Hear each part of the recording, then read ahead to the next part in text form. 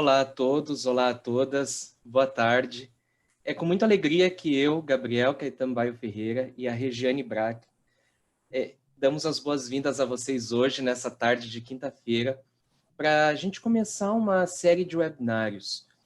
Nós somos representantes da American Chemical Society no Brasil, a Sociedade Norte-Americana de Química, muitos de vocês os conhecem por ACS, e nós decidimos lançar essa série de webinários denominada Ciência, Comunicação Científica e Inovação, Desafios Transversais, para discutir um pouco como comunidade, com bibliotecários, professores, estudantes, diversos membros que fazem, trabalham e usam a informação científica ao seu favor, para que a gente discuta um pouquinho de algumas nuances do papel da informação científica e como a ciência e a inovação usam a informação científica a seu favor. Nós vamos distribuir uma série de 5 webinários entre os meses de junho e julho nessa primeira série.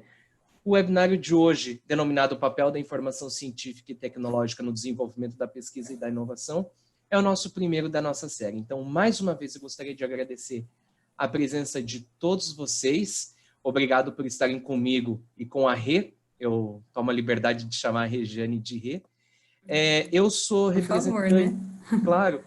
Eu sou representante do CAS no Brasil, Chemical Abstract Service. Eu sou especialista em sucesso do cliente, responsável por treinamentos, cursos, capacitações de diversas bases de dados do CAS, incluindo o SciFinder, que muitos de vocês conhecem.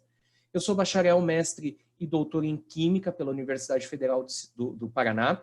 Tenho alguma experiência em pesquisa, mas hoje, na minha atuação, eu quero conversar com vocês sobre como a informação científica é este novo insumo na pesquisa e desenvolvimento. Quero deixar 2 recados antes de deixar a Rê se apresentar. Talvez eu seja mal educado em falar antes dela, mas eu quero deixar 2 recadinhos. Primeiro, a nossa sessão está sendo gravada e ela será disponibilizada assim que nós tivermos o vídeo completo. E segundo, o Marcos Grassi, que está nos assessorando no chat, que faz parte da equipe da ACS Publications do Brasil, ele vai deixar agora um link para vocês da nossa lista de presença. Caso vocês queiram ter um certificado de participação desse webinar, por gentileza, preencham a lista de presença, uma lista do Google Docs, então é fácil de você manejar essa lista, tá? Só toma cuidado para não estar digitando enquanto outra pessoa estiver digitando na mesma célula. Eu falo isso porque eu já cometi esse errinho. Então, são esses os 2 recados e eu deixo para se apresentar agora. Mais uma Muito vez, obrigada. obrigado. Obrigada, Gá. Bem, boa tarde mais uma vez a todas e a todos aqui presentes. Como o Gá mencionou, é uma honra para nós da ACS e CAS ter vocês aqui conosco no nosso primeiro webinário da série Ciência, Comunicação Científica e Inovação, Desafios Transversais. Eu sou a Regiane Braque, sou bacharel em Biblioteconomia, mestre em Ciência da Informação pela PUC Campinas, e atualmente sou representante da ACS Publications no Brasil, eu quero, Gá, você vai falar um pouquinho da ACS, você quer que eu fale? Eu posso falar um pouquinho, Rê? A ACS, a American Chemical Society, é a maior sociedade científica do mundo, presente em mais de 100 países, com mais de 160 mil membros espalhados por todo o mundo. E eu e a Rê, a gente, quando está junto, a gente gosta de falar que ela tem 2 detalhes no nome que muitas vezes causam um estranhamento, né? Porque a gente fala American Chemical Society. E ela não é apenas uma sociedade química, ela hoje é uma sociedade científica e não apenas americana, global. Ela é uma sociedade que serve a todos os interesses de toda a comunidade científica do mundo. E eu até quero já falar no início dessa série de webinários, a gente vai falar isso em todos os nossos as outras sessões, essa série é mais um bate-papo, uma conversa entre uma profissional da ciência da informação, que é a Regiane, e um cientista, que sou eu. Então, tentando trazer um pouco dos 2 lados, né, de quem produz a informação científica, assim como do lado da Regiane, que é alguém que gerencia a informação científica para que ela possa voltar a ser útil para o cientista. Tá certo, Gá, muito obrigada. Bom, pessoal, então agora nós vamos dar início ao conteúdo e a nossa conversa e discussão sobre o papel da informação científica e tecnológica no desenvolvimento da pesquisa e da inovação. Bom, para a gente falar sobre informação científica e o papel da informação científica na pesquisa e desenvolvimento, eu considero importante a gente citar o papel da ciência, né? E o objetivo aqui não é falar de ciência no âmbito da filosofia da ciência ou da história da ciência, mas ressaltar a importância da ciência para a sociedade como um todo, né?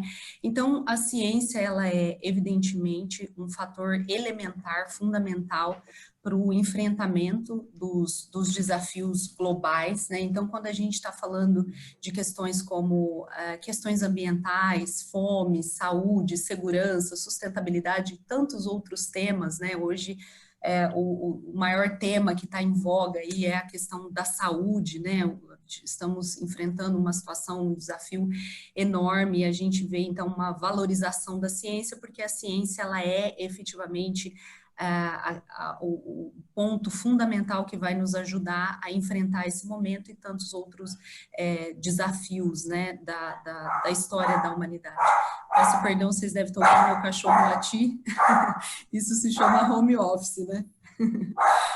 Fazendo um gancho, né, Regiane, nisso que você está comentando e que a Prada, que é a cachorrinha da Rita, está comentando também, nós temos que aprender cada vez mais a trabalhar de maneiras distintas e enfrentar esses desafios, né? E a gente decidiu fazer essa rede de webinários focando nisso, aproveitando que estamos todos em isolamento social. Então, eu também peço desculpas caso os meus latam aqui desse lado. Bom, são os nossos amores, os nossos pets, então a gente não vai recriminá-los, né, por isso. Então, gente, voltando, a ciência, então, enquanto essa atividade, né, porque uma atividade científica, ela é evidentemente fundamental para o enfrentamento dos desafios globais e é aquilo que vai gerar impacto direto nos índices de desenvolvimento, sejam desenvolvimentos econômicos, sociais, na geração de riqueza, na redução das desigualdades, né, que é uma coisa que a gente luta tanto, e na qualidade de vida dos cidadãos. Então, a ciência ela tem esse papel elementar. Se a gente olhar para a ciência na contemporaneidade, e daí não é uma coisa linear, porque a ciência, evidentemente, né, ela tem uma evolução histórica, e isso vai ficar mais evidente ainda a partir da Revolução Científica no século XVII, mas, evidentemente, antes disso, muitos outros fatores contribuíram para o desenvolvimento da ciência, mas nesse momento aqui, nesse contexto, eu quero focar na questão da ciência no mundo pós-moderno, né, na contemporaneidade. Então, a gente percebe que as inovações provenientes dos avanços científicos, elas geraram grande impacto até mesmo no desenvolvimento da própria ciência. Então, nós vamos ver o surgimento do que os sociólogos vão chamar, né, ciências pós-modernas, ou seja, aquelas ciências que vão nascer para lidar com os desafios ou as consequências indesejadas de outro desenvolvimento, como, por exemplo, a questão da sustentabilidade hoje, a própria questão da informação. A ciência da informação vai surgir após a Segunda Guerra Mundial, em função desse desafio de lidar com a quantidade de dados e de informações. Então, esse desenvolvimento da ciência que nos possibilita hoje ter uma alta capacidade de processamento de dados, de gerenciamento de dados e de informação, ela está possibilitando avanços sem precedentes nas mais diversas áreas do conhecimento. Então, até comentei com o Gabriel hoje mais cedo, que eu conversava com um professor outro dia de uma universidade aqui do estado de São Paulo, e ele mencionou que ele estava fazendo uma pesquisa de sequenciamento genético na área de câncer, e em uma pesquisa ele gerou 6 terabytes de informação, até aquele ponto da pesquisa, né? Então, a gente estava conversando exatamente sobre o desafio de como gerenciar isso. Para vocês terem uma ideia, a biblioteca digital da universidade, a qual esse professor está afiliado, que tem mais de 45 anos e tem quase 50 mil teses, tinha 1 terabyte né? Um pouco menos de 1 terabyte, ou seja, dá para a gente ter uma dimensão da informação, né? E a pesquisa científica, a ciência, da investigação científica que vai advir, então, o conhecimento científico, né? As descobertas geradas pelos cientistas. E o conhecimento científico, com certeza, ele é um fator determinante para o desenvolvimento global em todos os sentidos, né? Por isso que a ciência e o cientista, a gente luta cada vez mais para mostrar a relevância da ciência. Então, o conhecimento científico, quando comunicado, e essa comunicação ela tem que ser de forma explícita, ela tem que ser registrada, né? Ela vai possibilitar, então, a aplicação do conhecimento em diferentes contextos. O registro do conhecimento, a materialização do conhecimento, então, vai trazer para nós um dos tópicos da nossa conversa de hoje, que é a informação científica. Então, a informação científica, ela é o registro do conhecimento científico, né? Então, a investigação vai resultar num conhecimento, que esse conhecimento, quando registrado, ele, então, traz para a gente a informação científica. E essa informação científica, né, e não só a informação científica estruturada, mas hoje a gente fala, por exemplo, muito de gestão de dados de pesquisa, é o que vai nos ajudar a entender o campo no qual a gente está atuando, para que a partir de uma base de conhecimento existente, a gente possa avançar no conhecimento. Então, quando a gente vai iniciar uma pesquisa, se a gente tem uma hipótese, qual é a primeira coisa que a gente faz? Tentar entender o estado da arte daquele conhecimento, para que a partir de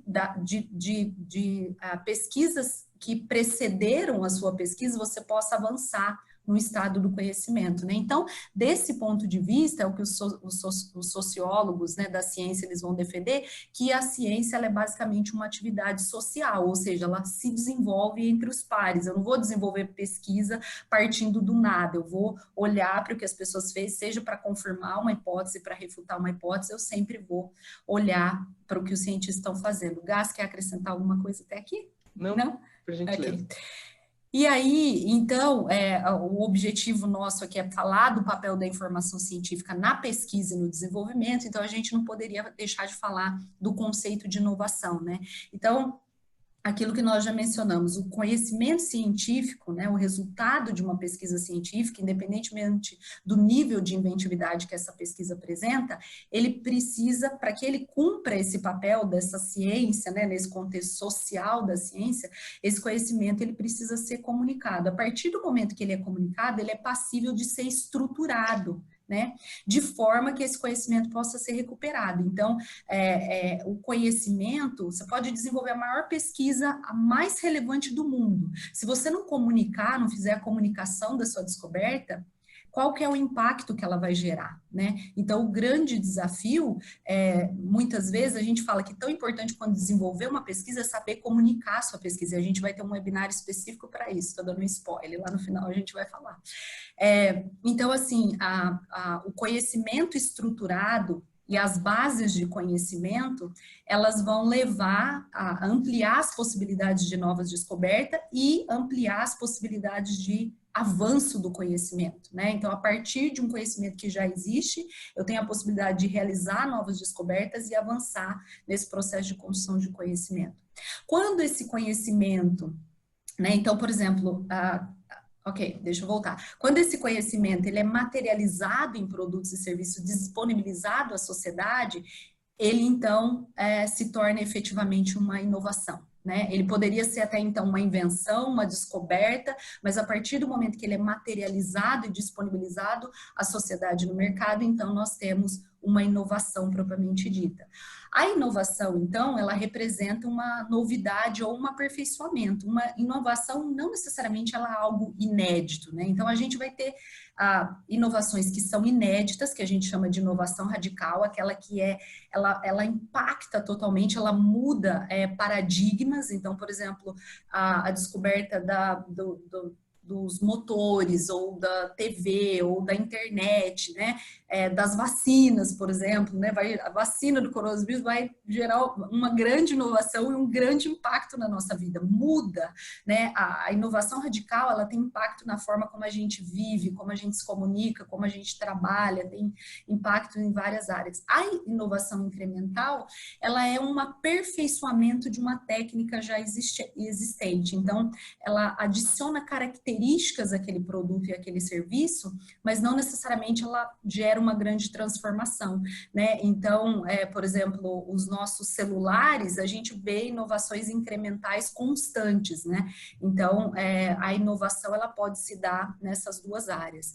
Eu queria só reforçar um ponto da inovação, que no Brasil existe uma legislação, né, que é a Lei de Inovação, que... Desde 2004, né? A Lei de Inovação. Uma Lei de Inovação de 2004, onde regula e legisla o que é uma inovação. Então, muitas vezes o termo inovação, ele se tornou banalizado, esvaziado, até por desconhecimento de muitos setores. Então, é bem interessante que vocês possam ir atrás dessa Lei da Inovação, entender o que é uma inovação do ponto de vista brasileiro, porque muitas vezes há pessoas que dizem que fazem inovação, e não por maldade, mas elas não entendem o conceito de inovação. Então, a inovação tem que chegar no mercado.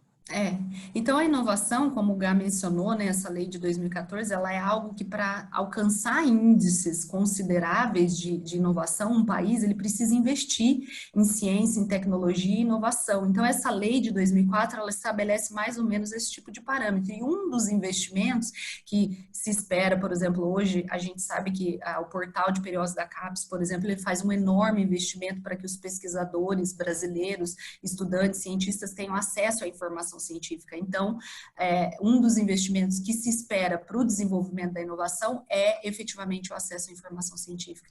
Eu vou tentar acelerar um pouquinho aqui, porque eu não quero ocupar muito tempo, que o Gá vai entrar com alguns exemplos bem explicativos para a gente, bem práticos. Então, gente, o que acontece, né, nessa nossa caminhada, essa nossa jornada da humanidade, a gente vai passar por muitas fases. Eu citei a Revolução Científica dos séculos 17, depois, né, a gente passa pela Revolução Industrial, e em determinado momento, mais no mundo contemporâneo, a gente vê a transformação, a passagem de uma sociedade que estava baseada no maquinário, na indústria, para uma sociedade que está baseada na informação. Então, hoje, quais são as organizações que têm maior índice, ou que são mais competitivas, que conseguem se posicionar mais no mercado? Aquelas que têm mais capacidade de análise, interpretação e aplicação da informação. E aí, para adicionar um pouquinho mais de complexidade nessa história toda, a gente mais recentemente, talvez de uns 5, 8 anos para cá, a gente começa a ouvir a falar do Big Data, né? Ou seja, a gente tem agora um desafio que não é lidar somente com a informação estruturada, aquela que está disponível na base de dados, no periódico, na patente. Existe uma série de dados que foram gerados a partir dessa nossa nível de conectividade, então dados do GPS, dados do meu celular, dados de com quem eu me conecto, de quem eu compro, não sei o quê, que gerou um volume de dados que é assim extraordinário, que é uma coisa inimaginável. Acho que na década de 80 ninguém imaginava que a gente ia ter um número, uma quantidade dessa de dados, e que torna praticamente impossível para o ser humano assimilar isso aos olhos humanos, né? Então a gente precisa realmente do apoio da inteligência artificial, de computadores de alto desempenho, para que a gente possa analisar esses dados. Esse iceberg, que representa o uso da informação em pesquisa, desenvolvimento e inovação, ele mostra para a gente, essa parte de cima, branca, a quantidade de dados estruturados, ou seja, essa informação que hoje a gente consegue recuperar com mais facilidade, aquela que está na base de dados, como eu falei, na patente, no artigo, ela representa só 20% de todo o volume de informação e dados produzidos no mundo. Ou seja, o nosso desafio está em extrair valor e significado desse percentual maior de 80% que está aqui embaixo e que está escondido. É aí que está o segredo. Então, muitas vezes, a inovação, a oportunidade que você busca está atrás desses dados. Essa é uma matéria do The Economist, que eles falam exatamente isso, que o recurso das empresas hoje não está mais em nada físico, nada tangível. o valor das empresas e o maior bem das empresas está na capacidade dela de lidar com dados e informação, né? E aqui a Forbes, ela vai mostrar para a gente numa pesquisa de 2019 que as 5 maiores marcas do mundo, elas atuam nessa área de dados, informação, tecnologia. Vocês vão falar, mas Apple, Google, Microsoft, talvez, não Google, né, mas Apple e Microsoft, mesmo a Amazon, trabalha muito com produto, né, tecnologia, mas eles têm, evidentemente, uma alta capacidade de fazer a mineração dos dados, de encontrar valor e significado no meio de um grande conjunto de dados, né? Opa, peraí, fui E é para interessante, trás. né, falar que o maior insumo dessas empresas, mesmo a Apple, a Amazon, a gente está ouvindo falar agora que o dono da Amazon vai se tornar trilionário após essa pandemia, né? O maior insumo deles é dado. E quem produz esses dados somos nós, e nós produzimos voluntária e involuntariamente, né? Então, é entender isso, entender qual é o próximo passo que as empresas estão dando, entender como as empresas estão lidando com esse mundo de dados, para que nós, como futuros profissionais ou profissionais já atuantes hoje no mercado, seja numa universidade ou fora dela, como que nós podemos nos moldar a essas necessidades, não de mercado, mas de vida, de sociedade, que a gente está vendo aí hoje. E a gente vê, né, Gá, a gente até mencionou isso de manhã hoje, quando nós conversávamos, por exemplo, agora nessa questão da pandemia, a evidência, né, da ciência, a evidência dessa questão da análise de dados, ela é enorme. Por exemplo, a questão, você mencionou hoje de manhã a questão dos governos que estão monitorando o índice de isolamento social pelos celulares, né? A Hopkins, a universidade nos Estados Unidos, que está fazendo a projeção dos números. Então, a gente vê uma convergência entre matemática, estatística, todas as áreas do conhecimento científico e o profissional da informação e o cientista e todas as áreas do conhecimento em um esforço enorme, né? Para tentar resolver uma situação que hoje é o maior desafio do mundo, né? Dando continuidade, gente, já daqui a pouquinho já vou passar para o Gá, para ele dar continuidade. Aqui, esse gráfico, ele vai mostrar a capacidade global de armazenagem ou de estoque da informação produzida globalmente, né? Então, se vocês olharem esse gráfico no lado esquerdo, em 1986, a gente tinha aí em formato analógico, porque nesse período somente 1% da informação estava em formato digital, a gente tem uma estimativa de 2,6 exabytes de informação. Esse gráfico ele vai se desenvolvendo, ele vai se alargando, né? E a gente vê que em 93 a gente começa uma presença já um pouco mais significativa das tecnologias digitais, né? E em 2000 a gente vai ver que esse número ele vai começar a crescer, então em 86 você tinha 1% da informação em analógico, em 2002 você já tem 50% dessa informação em formato analógico. Então esse gráfico, na verdade, ele mostra pra gente que a nossa capacidade de armazenamento da informação, ela se expandiu de uma forma espantosa, né? Se a gente fizer o percentual, vai dar cerca de 11.000% de crescimento, né? Então, a gente passa de 2 megabytes de informação, 2,62 em 86, para quase 300 exabytes, perdão, para quase 300 exabytes em 2007, né? E a gente sabe, quem é da área de ciência da informação, sabe que o desenvolvimento da ciência e da quantidade de informação, ou seja, para você possibilitar o desenvolvimento do conhecimento científico e da informação, você precisa ter suporte de registro. Então, a gente vê um primeiro boom, né, da produção da informação lá em 1444, quando Gutenberg trouxe as tecnologias de impressão, e que foi uma inovação radical, né? Deixa eu seguir aqui. Esse outro gráfico, ele vai mostrar para a gente que o volume de informação produzido no mundo, ele cresceu 90%, 90% da informação produzida no mundo, ela foi criada nos 2 últimos anos. E que o grande desafio está que a grande maioria, a maior parte, o grande percentual desse volume ainda diz respeito a dados não estruturados, ou seja, como que nós vamos lidar com isso? O profissional da informação, os cientistas geram a informação, né? O Gá que está lá do lado dos cientistas, eu tenho certeza que nós temos muitos outros cientistas aqui com a gente hoje, eles estão gerando esses dados, essas informações, e como nós, profissionais da informação, vamos auxiliá-los no trabalho deles, fazendo com que essa intermediação ela é fundamental, porque para o papel social da ciência ocorrer, ou seja, para esse conhecimento estar disponível posteriormente, tem um trabalho que é do profissional da informação. Então, qual que é o nosso trabalho diante desses 80%, né? Então, aqui, evidentemente, nós vamos precisar da inteligência artificial, dos computadores com alta capacidade de processamento de dados, né? Do Watson da vida, como a IBM está trabalhando hoje, né? Para que a gente possa lidar com esses dados.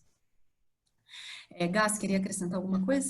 Esse é meu último slide. Eu quero, nesse ponto que você comentou, né, da ciência, da informação como sendo insumo do cientista e o cientista gerando mais informação. Uma coisa que eu acho que para o cientista acaba passando desapercebido ao longo do tempo, por tanto trabalho de bancada que a gente tem, ou por tanto outros tipos de trabalho, é que a gente não enxerga. O cientista acaba deixando a informação não como insumo, mas como uma ferramenta que ele vai acessar de vez em quando, né? E enxergar a informação como insumo básico da ciência e não o reagente. Não adianta você ter o melhor reagente, o melhor equipamento, a melhor equipe de laboratório se você não tem informação qualificada. Então, tratar a informação como insumo básico do início de qualquer processo de desenvolvimento de pesquisa e tecnologia é sim um passo primordial que traz um diferencial na qualidade do produto final, e esse produto final pode ser um artigo científico, uma tese, um novo doutor ou uma inovação radical, como você falou. Isso é bastante importante. E nesse sentido, Gá, o que a gente vê, e os profissionais da ciência da informação vê muito isso, é uma necessidade de reforçar o papel da informação científica, porque hoje as pessoas pensam, não, eu tenho acesso a tudo, está tudo aberto na internet. Quantos por cento da informação científica está aberta na internet? Talvez 3, 4, 5%, né? Não tenho essa informação de uma forma validada, mas é muito pouco, é ínfimo o que está aberto na internet, né? Então, a gente precisa realmente entender como que a gente, o valor da informação na pesquisa e desenvolvimento, né? Para finalizar, meu slide não está passando. Eu vou passar a palavra para o Gá. Esse gráfico ele vai mostrar para a gente também, novamente, o volume, né, de documentos, o crescimento do volume de documentos contendo informação científica e tecnológica. Aqui, então, as informações tecnológicas representadas pelo número de patentes publicadas, e a gente vê que esse gráfico ele obedece a uma curva de crescimento ascendente, né? E que as patentes, elas vêm cada vez mais, a gente vê o crescimento aí das patentes a partir de 1950, olha, nós estamos muito próximo, é um período aí entre guerra e pós-segunda guerra, que a gente vê o crescimento absurdo, né, do número de patentes, porque a gente sabe que foi um período de muita efervescência tecnológica, científica, né? E hoje a gente tem que considerar que as patentes, então, nesse seminário a gente está falando de informação científica e tecnológica, né? Um conteúdo que a gente não pode jamais ignorar quando a gente estiver falando de pesquisa e inovação, né? Então, a informação tecnológica disponível na patente, ela é, sim, fundamental. Então, agora o Gá vai explorar um pouquinho mais essa questão das patentes. Obrigado, Rê. E dando continuidade a esse ponto específico das patentes, encarar que hoje as patentes, elas são 54% das fontes de depósito de informação científica e tecnológica, né? Quando a gente compara o número de patentes e artigos sendo produzidos em um ano.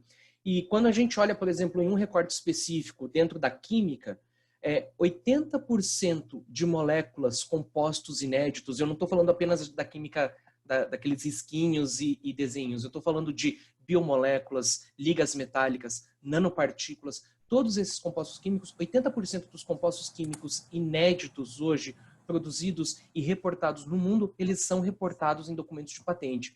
Então, se a gente não considerar o documento de patente como sendo um documento de informação científica também, a gente está perdendo mais da metade do conhecimento e, por exemplo, nesse recorte de substâncias e compostos, a gente está perdendo 80% de toda a novidade. E a gente vê que o volume das patentes ele vem crescendo exponencialmente. Se a gente modelar essas curvas, elas têm um crescimento exponencial.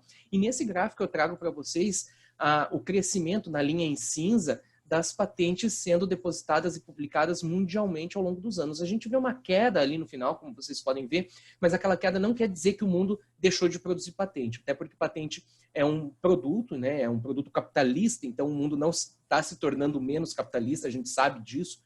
As patentes elas continuam sendo depositadas, mas isso é reflexo de países que demoram muito tempo para finalizar todo o seu processo de depósito de patentes, né? O Brasil é um desses países que demora bastante tempo, mas o backlog, que é esse atraso do escritório brasileiro, do INPI, está reduzindo bastante ao longo dos últimos anos.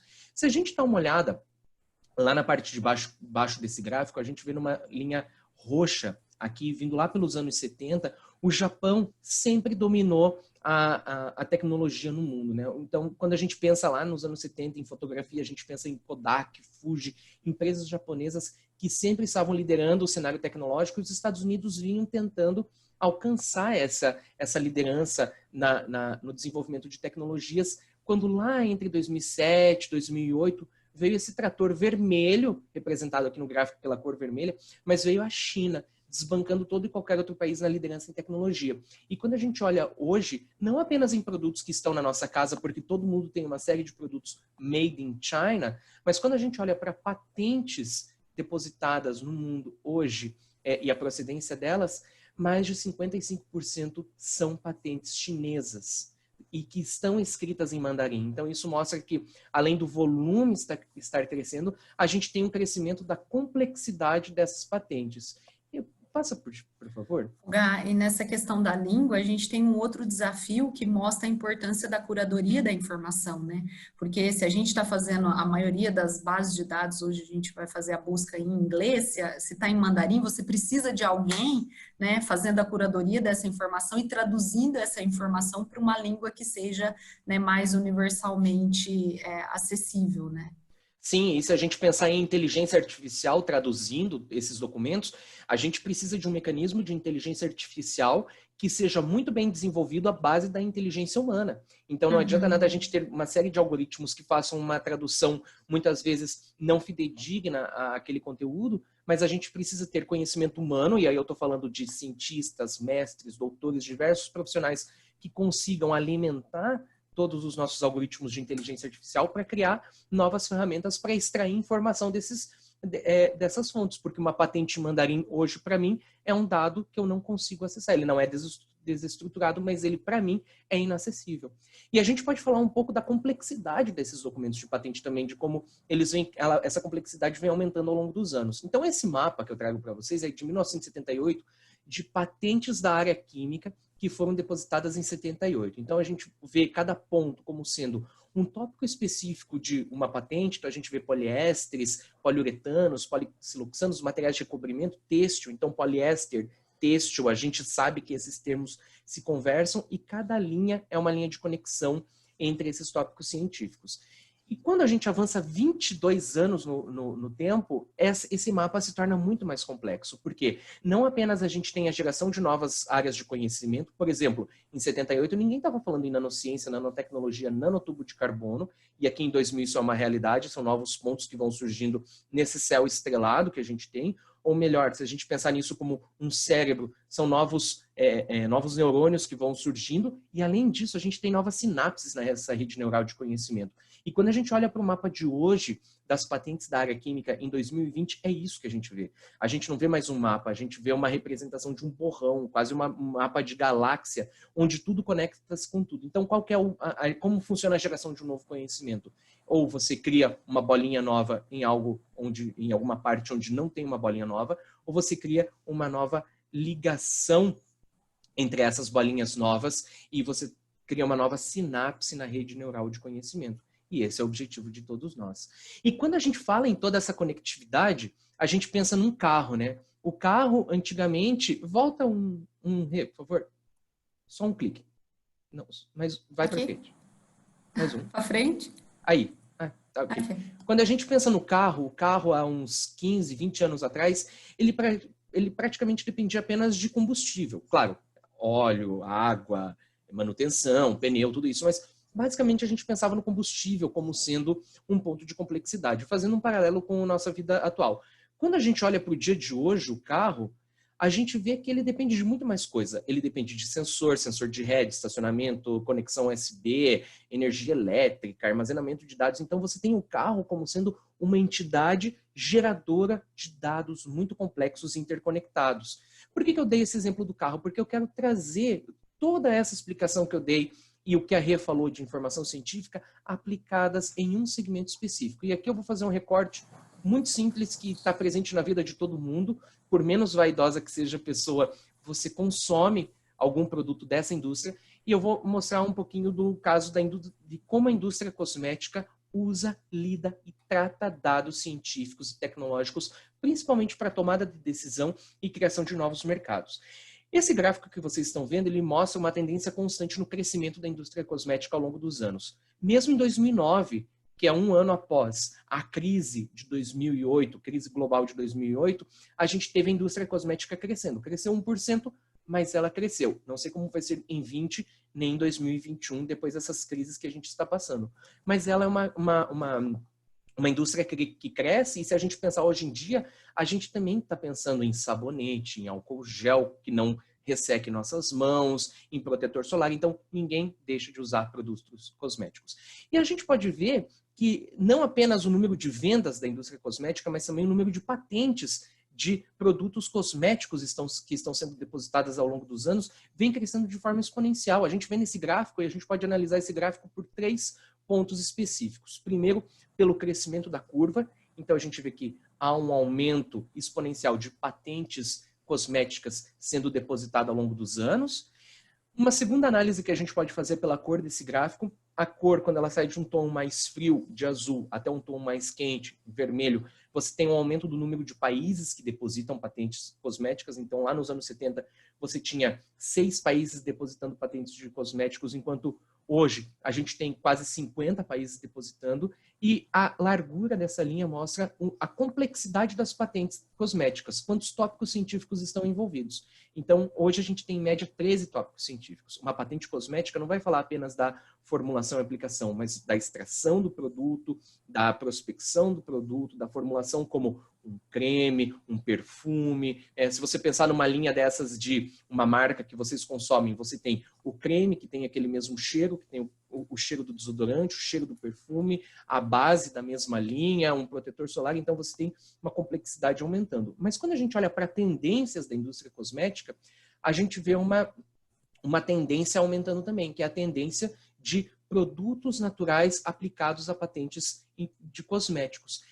O número de patentes contendo produtos naturais vem crescendo da mesma maneira exponencial. Então, ok, você tem um aumento de patentes cosméticas, um aumento de produtos naturais, e você tem um aumento ao longo dos anos do número de produtos naturais sendo depositados nessas patentes de cosméticos, além do aumento do número de países, onde cada porcentagem nesses pontos que vocês estão vendo nesse gráfico mostra o crescimento após 5 anos anteriores. Então, por exemplo, de 2010 a 2015, a gente teve um aumento de 29% de patentes cosméticas contendo produtos naturais, sempre olhando para os mesmos 6 países que mais depositam: China, Coreia, Estados Unidos, Alemanha, Japão e França. Mas quando a gente ainda olha para essa mesma tendência de produtos naturais, ok, então eu tinha ali o profissional farmacêutico, né, o cosmetólogo, não sei se essa palavra existe, mas me perdoem caso não exista, mas o profissional que trabalha na formulação de cosméticos, o farmacêutico trabalhando com isso. Mas você também pode olhar, se a gente está falando em produtos naturais, quais são as plantas mais utilizadas para a extração desses produtos naturais e aplicação nessas formulações. E aí entra um biólogo, por exemplo, um profissional que trabalha com as informações biológicas, para identificar, ok, qual é o tipo de planta, qual é o formato da planta, onde ela cresce mais, onde ela cresce menos. E se a gente olha para esse gráfico, ele traz uma tendência de plantas que foram mais utilizadas ao longo dos últimos 30 anos. E a gente vê ali, por exemplo, em primeiro, o alecrim, o rosmarino, os oficiais, sempre tendo um protagonismo, desde a década de 80 até 2005, como sendo o produto natural mais aplicado em patentes cosméticas. Mas aí, a partir de 2005, a hegemonia vem com o aloe barbadensis, que todos aqui conhecemos por babosa, ou aloe vera, ou outras variações de nome. E o aloe vem sendo a planta que vem sendo mais utilizada nessas patentes da indústria cosmética. E a pergunta é, por que isso? Por que a briga está entre alecrim? Por que a briga está entre babosa? Se a gente olha para o mapa dos países que tem a maior parte dessas formulações contendo uma planta específica ou outra, a gente vê aqui, por exemplo, nesse primeiro mapa à esquerda, onde traz a Europa, a gente vê ali a Espanha como sendo o país que mais utiliza produtos cosméticos baseados em babosa. A gente olha ali para a direita das Américas, a gente tem Canadá, Estados Unidos, México e Brasil, mega mercados da indústria cosmética. O Brasil é o maior mercado da indústria cosmética masculina. Por incrível que pareça, nós homens somos nós homens brasileiros somos os que mais consumimos produtos de beleza. Eu não sei se está adiantando ou se a gente está usando certo, mas nós consumimos a maior parte no mundo. E quando a gente olha para a Ásia, a China é o maior mercado. A China trata a babosa como commodity. Então, obviamente, você tem planos, você tem tendências macro de mercado, tendências políticas, tendências geológicas, o clima afetando como a ciência trabalha, como a ciência e a tecnologia trabalham. Então, quando a gente pensa, ok, eu tenho lá a babosa como sendo a planta mais depositada em documentos de patente. De onde vem isso? Muitas vezes não vem apenas de uma decisão científica ou de um conjunto de propriedades excelentes que esse produto natural tem, mas sim de decisões políticas, econômicas e ainda de condições climáticas de uma certa região, de um certo país. Aqui fica claro, por exemplo, o papel da informação na tomada de decisão, porque se uma empresa quer investir nessa área de cosmético, especialmente trabalhando com babosa ou aloe vera, ela precisa saber onde isso está sendo produzido, quais são os mercados, então suporte para a tomada de decisão, né? Certamente, se você quer investir sem erro no Brasil, babosa é um ótimo negócio, né, em termos cosméticos. Mas se você quiser inovar radicalmente, talvez seja interessante olhar para essa biodiversidade brasileira incrível que nós temos aqui, né, tão cobiçada. A gente também pode ter um olhar diferente para a informação científica, né, porque a gente teve a visão. Então, o que eu estou querendo mostrar para vocês em um outro ponto é quantos profissionais estão envolvidos, quantas formações acadêmicas estão envolvidas a partir da análise de dados. Quando a gente fala em análise de dados, a gente pensa ou no bibliotecário ou no cara da TI, trabalhando lá no seu computador, né? E você nunca pensa em você químico, em você farmacêutico, em você profissional de linguística, de humanidades trabalhando com isso. Matemática, estatística, né, Gá? Agora super em alta. Super, super. A gente vê essas entrevistas do pessoal falando sobre Covid-19 na TV, é o físico de não sei quem, é o professor de matemática de não sei onde. Então, são diversos profissionais que podem trabalhar com dados. Eu ouso falar que todos nós temos que saber trabalhar com dados, não programar, não trabalhar com macro, com Excel, com Access ou com outras ferramentas, mas saber que há necessidade, né? Por exemplo, esse gráfico que eu mostro aí na tela para vocês, ele é uma análise de rede de LinkedIn ou Facebook ou qualquer outra rede social. Então, o que você tem por trás? Você olha para as conectividades de cada pessoa. Ah, eu sou amigo da Regiane no LinkedIn, mas eu sou amigo do Marcos no Instagram e da Lídia no Facebook e tal. Então, as redes sociais começam a mapear isso. E quais tipos de profissionais podem entrar num mapeamento desses de redes sociais? Alguma pessoa de humanidades para tentar enxergar, ok, ou um sociólogo, quais as tendências socioeconômicas, políticas, de gosto, de cor de pele, de movimentos sociais estão atrás dessas decisões, né? E a gente pode ter essa mesma visão de redes sociais quando a gente olha para tópicos científicos, como esses tópicos científicos conversam entre si. E voltando à análise de cosméticos, no próximo slide, Rê, por favor, eu quero mostrar... Só te avisando, nós temos 8 minutos antes de iniciar as perguntas. Tudo bem. No próximo slide, eu mostro para vocês como os temas científicos conversam entre si dentro da área cosmética. Então, nesse gráfico, eu mostro aí à esquerda para vocês os principais tópicos científicos dentro da indústria cosmética de 2001 a 2010, na primeira década desse nosso século. Então, a gente tem ali em amarelo, no gráfico à esquerda de vocês, patentes que contêm informação sobre ceras, produtos naturais, cera de carnaúba. Em vermelho, a gente tem cremes, pomadas cosméticas. Em azul, a gente tem surfactantes aniônicos. Em verde, emulsões da indústria petroquímica. Ou seja, quem produzia um cosmético com surfactantes em sua composição não se preocupava com quem depositava patentes contendo ceras. Então eram nichos muito bem definidos, que não se conversavam e que não se competiam entre si.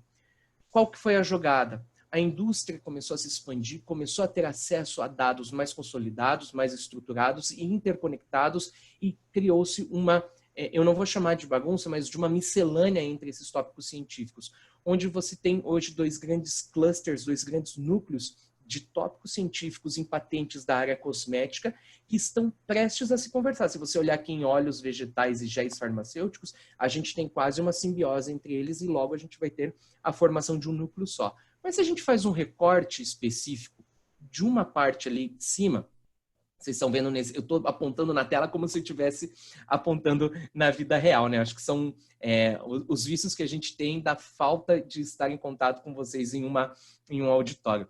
Mas se eu olho, por exemplo, um recorte específico, eu vejo que nessas formulações eu tenho formulações de bebidas saudáveis que se conectam em primeiro grau com formulações de pomadas, de um gel cosmético, e eu penso, tá, como isso? Como pode? E são essas as inovações incrementais que vão surgindo.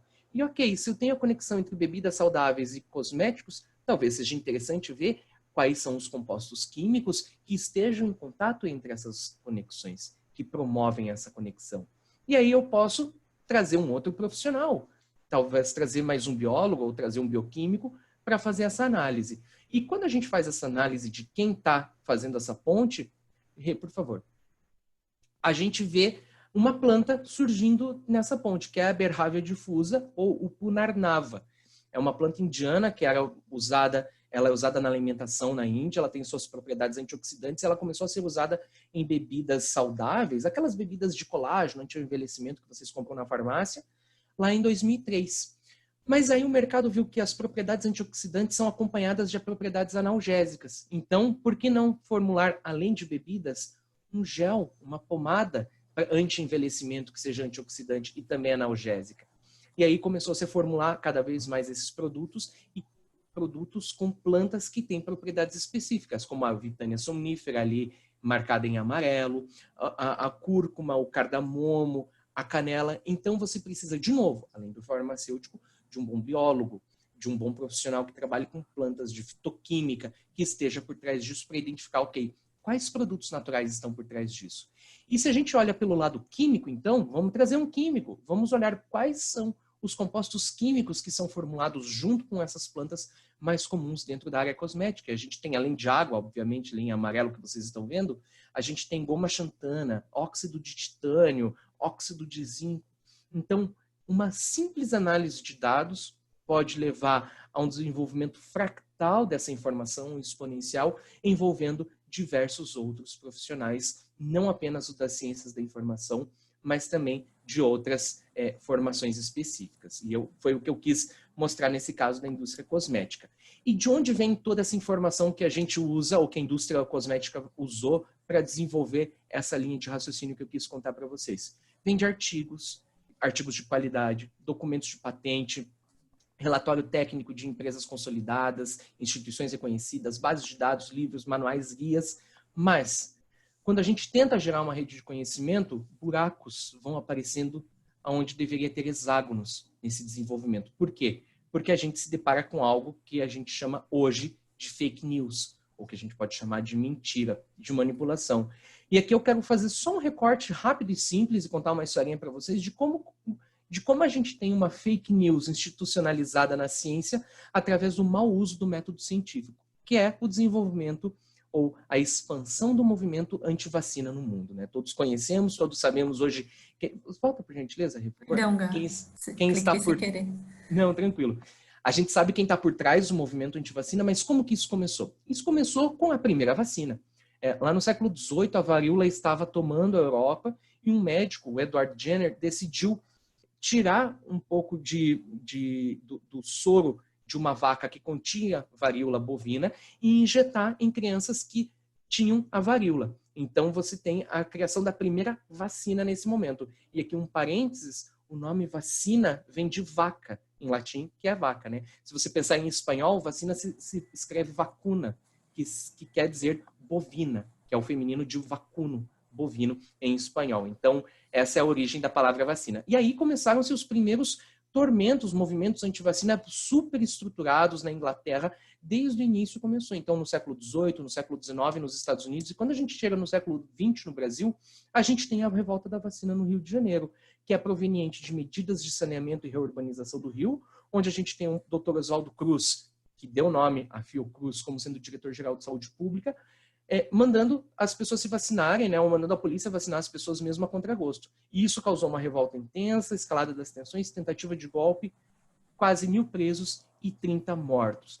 Contando essa historinha, então, eu quero entrar no caso, no escândalo Wakefield, de 1998, que dá origem mesmo ao movimento anti-vax, ou anti-vacina, que a gente conhece hoje em dia.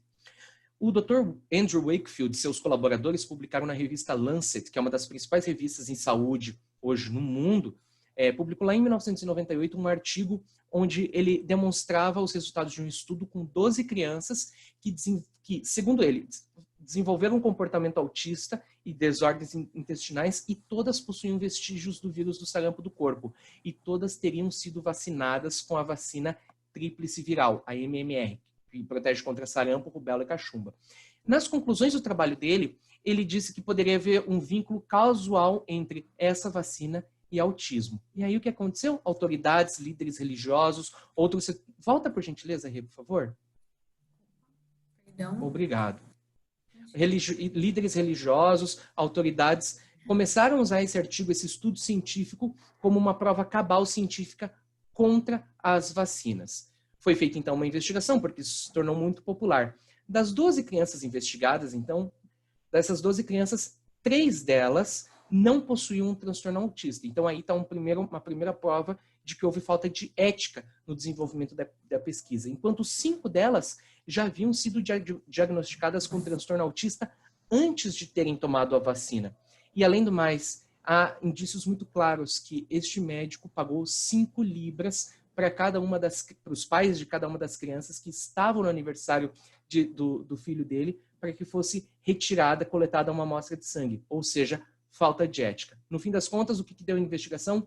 Não foram encontrados vestígios de sarampo em nenhuma das crianças. Esse caso foi a julgamento em 2004, e aí, no julgamento dele, o Instituto de Medicina dos Estados Unidos disse que não havia provas que dessem suporte ao seu artigo científico, e mais, havia um conflito de interesses. Wakefield, ele depositou um pedido de patente que seria para tratar o sarampo e seria uma competição à vacina tríplice antes da publicação do artigo. Ou seja, ele fez o artigo com a intenção, há indícios, ele fez o artigo com a intenção de desmoralizar a tríplice para que ela caísse no gosto popular e ele pudesse vender a vacina que ele havia depositado a patente. Em 2010 ele se tornou inapto para o exercício da medicina. O artigo dele da Lancet foi retratado e esse é um caso excelente de como a falta de ética no procedimento científico e também a falta de ética e cuidado no processo de disseminação da informação científica pode causar erros. Quais são as grandes consequências? Em 2019, a gente teve o ressurgimento do sarampo nos Estados Unidos com força total, com mais de 1.200 casos, sendo que 73% deles apenas na cidade de Nova York, de uma doença que já havia sido erradicada. A gente tem um surto de pólio nas Filipinas, que dá origem à paralisia infantil, e uma recusa à vacina de HPV no Japão e no Brasil também, por questões éticas falsas, éticas e morais, né? Onde entidades religiosas falaram que isso iria estimular o início precoce da vida sexual de meninas, né? Resumindo, são teorias da conspiração que são validadas por falsa ciência, por pseudociência, que dão apoio a decisões políticas erradas, e aqui eu não preciso mencionar os líderes mundiais que tuitam ainda esse artigo científico. E a gente tem um caso no Brasil da fosfetanolamina, que isso a gente deixa para uma outra conversa, mas que a gente também fala de pseudociência. E a minha pergunta é, como que vai ser o cenário quando desenvolverem uma vacina contra o coronavírus? Os antivacinas manterão ainda a sua posição? Bom, Gá, eu vou então ficar aqui com o fechamento, né, para a gente ter uns minutinhos para pergunta, mas para fechar, a gente coloca aqui uma citação do Newton, que fala o seguinte: se vi mais longe foi por estar sobre ombros de gigante. E isso eu acho que tem tudo a ver com o nosso webinar, nosso seminário de hoje, porque a ciência e a inovação, ela tem muito mais possibilidade de ir adiante quando você tem uma base sólida do conhecimento, quando você olha para os cientistas ou as ciências que precederam a pesquisa que você está desenvolvendo, né? Então, essa citação do Newton deixa claro o papel da informação científica na inovação e na pesquisa. Então, se você tiver uma base sólida do conhecimento, você consegue ver além e talvez ver coisa que outras pessoas não tiveram a oportunidade de ver, de enxergar. Verdade. Então, Obrigado, eu quero... Imagina, Gá, a gente... aqui, os nossos agradecimentos, de novo, né, a ACS, a American Chemical Society, a divisão de publicação e a divisão do CAS, que realizou esse evento, e o nosso agradecimento, mais uma vez, aos nossos apoiadores, a CBBU, né, a Comissão Brasileira de Bibliotecas Universitárias, ao ACS Student Chapter da Federal de Minas, da Federal do Ceará, da USP e da UFRJ, o nosso agradecimento. Deixo aqui, essa é uma série de webinar, então no dia 18 nós vamos ter o próximo webinar, o título é o fluxo da informação científica, então a gente vai entender como que essa informação é gerada, como ela é criada, como se dá esse processo no âmbito da comunicação científica, e isso é importante tanto para pesquisadores, pessoas que fazem revisão por pares, quanto autores que querem, né, e bibliotecários que trabalham com isso. E depois, no dia 30 de junho, nós vamos ter um webinar super especial com um dos mais renomados cientistas brasileiros e um cientista americano, falando sobre como escrever um artigo científico, como comunicar sua pesquisa. Lembrando aquilo que a gente falou, a sua pesquisa ela pode ter o maior nível de inventividade ever, mas se você não souber comunicá-la de forma correta, ela não vai ter a visibilidade e o impacto que ela deveria. Aqui, então, a gente deixa o nosso muito obrigado, enquanto a gente responde algumas perguntas, porque nós queremos ser respeitosos com o horário, a gente deixa os nossos contatos, o meu e-mail do Gá, vocês podem nos seguir no LinkedIn, redes sociais, estão totalmente à disposição, a American Chemical Society está à disposição dos cientistas brasileiros, da pesquisa brasileira, nós estamos aqui para apoiar o desenvolvimento da pesquisa no Brasil, e vamos ver, Gá, não sei se você quer acrescentar alguma coisa, enquanto eu abro aqui para o Marcos nos falar algumas perguntas. Tá bom, obrigado, Rê. Eu quero reforçar o agradecimento à presença de vocês nesse nosso webinar, foi o primeiro webinar de uma série, e eu já adianto, vou dar um spoiler, que é o primeiro webinar de uma primeira série de webinários que a gente vai desenvolver. Eu quero agradecer o apoio dos nossos, agradecer aos nossos apoiadores. Daquelas 5 instituições, tirando a CBBU, os 4 outros são grupos de divulgação científica liderados por estudantes da Universidade Federal do Ceará, USP São Carlos, Federal de Minas Gerais e Federal do Rio de Janeiro. Então, Federal de Ceará. Federal do Ceará? Eu falei errado?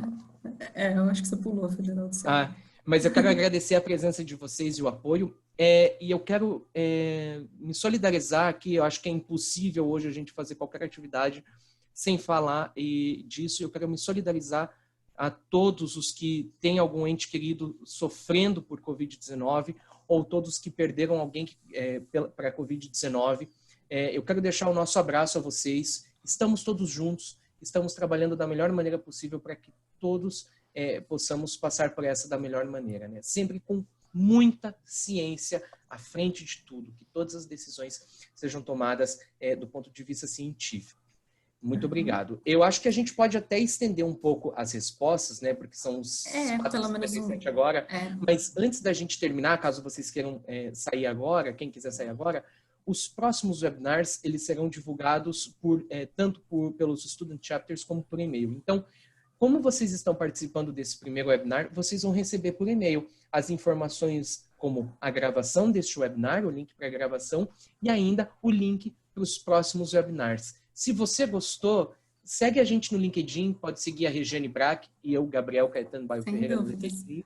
Segue a gente nas redes sociais, sinta-se à vontade para escrever um e-mail para a gente também. E se você gostou, compartilhe essa informação para as outras pessoas, para que a gente faça com que a informação científica e tecnológica sejam base do crescimento desse país. Obrigado, e eu vou deixar a palavra agora com o Marcos, que acho que ele vai ficar com a câmera desligada, não sei, mas o Marcos vai ler algumas perguntas para a gente, né, Rê? Sim, por favor, Marcos. Olá, pessoal, boa tarde a todos, estão me ouvindo? Sim. Sim. Ok, quero reforçar também o prazer em estar participando desse webinar, né, auxiliando aqui a Regiane Gabriel e contando com essa presença de quase 300 pessoas, né, um público bem expressivo.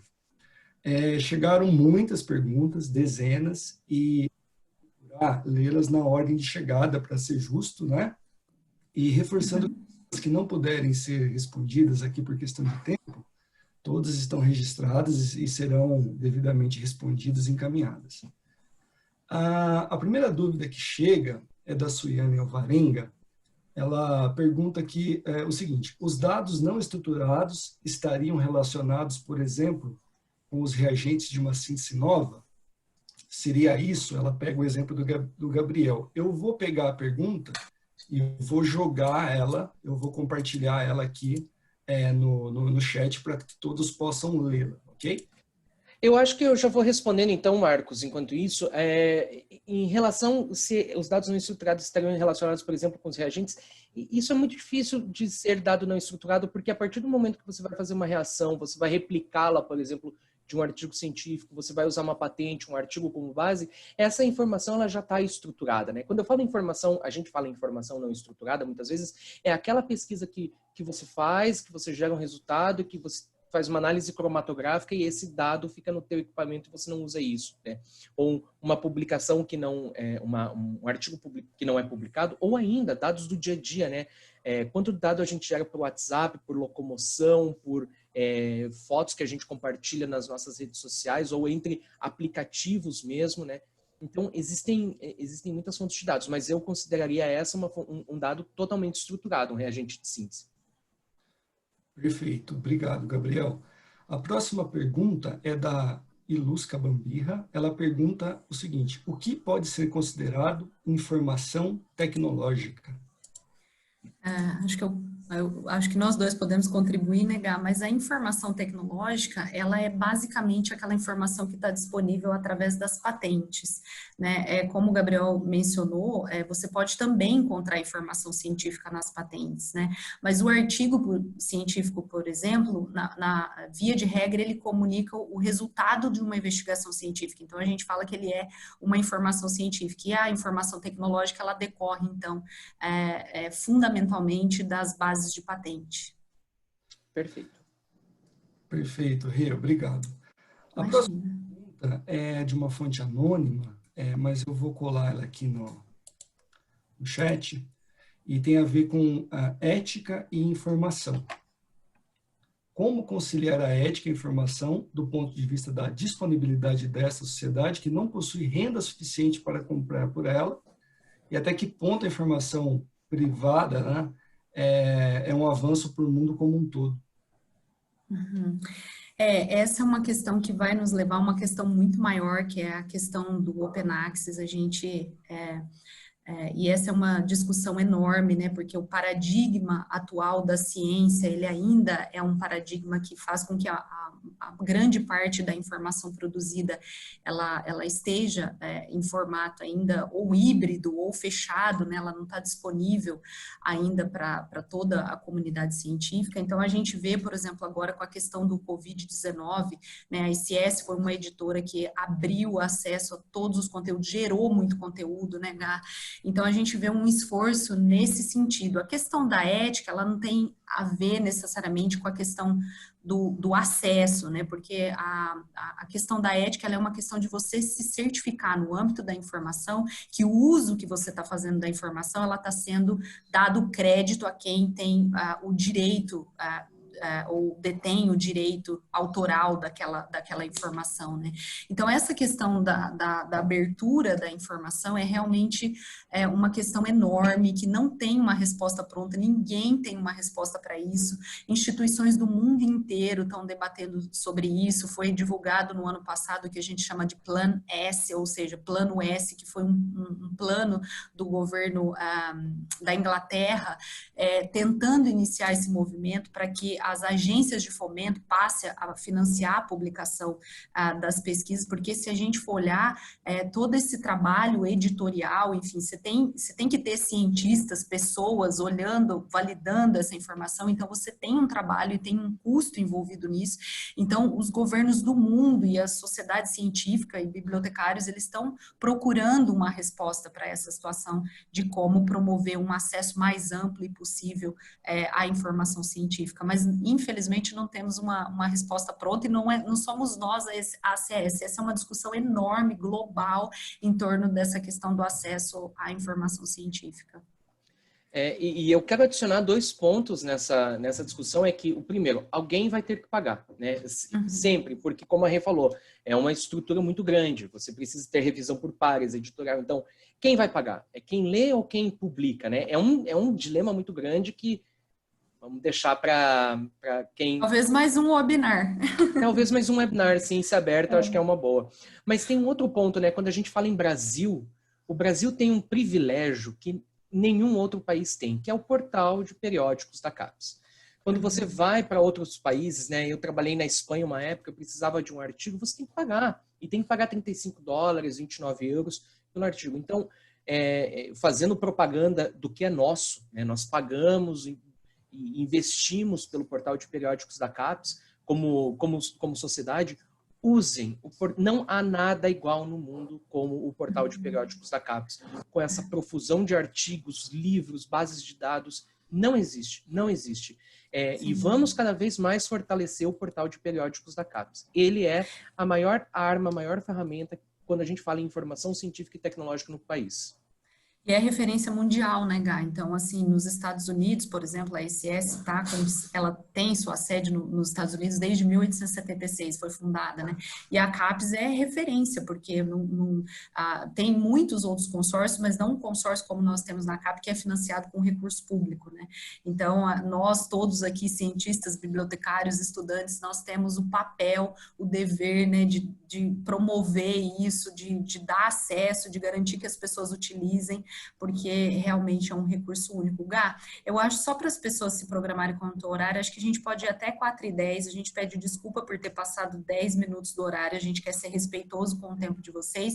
Então, Marcos, acho que mais 2 perguntas e daí a gente encerra, reforçando que a gente não vai conseguir responder todas as perguntas aqui, mas por favor, fiquem absolutamente à vontade para entrar em contato conosco pelo e-mail, pelo LinkedIn, da forma que for melhor para vocês.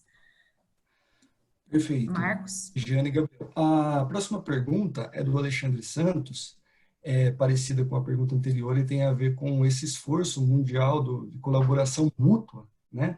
Pesquisa. Eu vou compartilhar com vocês.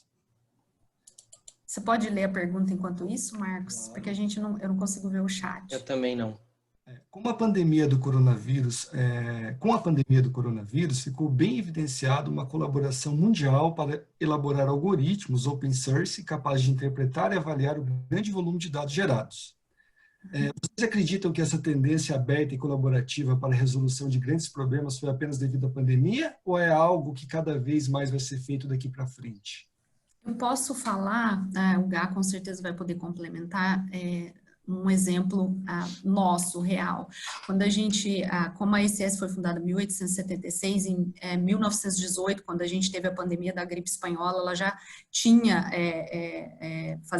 já tinha jornais, publicações científicas, né, revistas científicas, journals que eram publicadas, e a ACS fez a mesma coisa. Então, eu entendo que sempre quando a gente tem um problema que é global, eu acho que, principalmente no âmbito da ciência, essa coisa da colaboração, elas tem se desenvolvido cada vez de forma mais evidente. Então, a gente vai ter um seminário, um webinar, depois eu posso também divulgar para vocês, sobre Covid-19, com os maiores cientistas brasileiros, 2 dos maiores cientistas brasileiros liderando isso, e a gente teve o apoio de muitas instituições, porque todas elas estão trabalhando de forma colaborativa. Então, eu acho que essa é uma coisa muito positiva na ciência, né? A gente tem a gente vê indústrias farmacêuticas trabalhando de forma conjunta, né, e colaborando umas com as outras.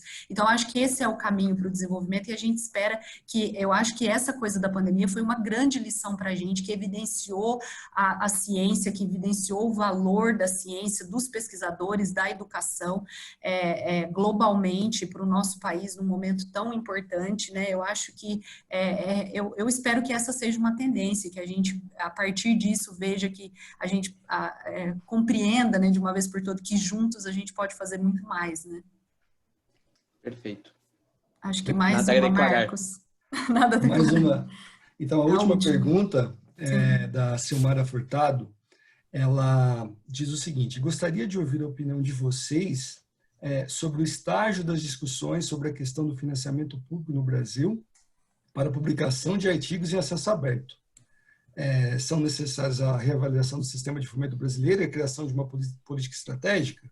Quais procedimentos são necessários para melhorarmos a nossa participação no sistema internacional de pesquisa?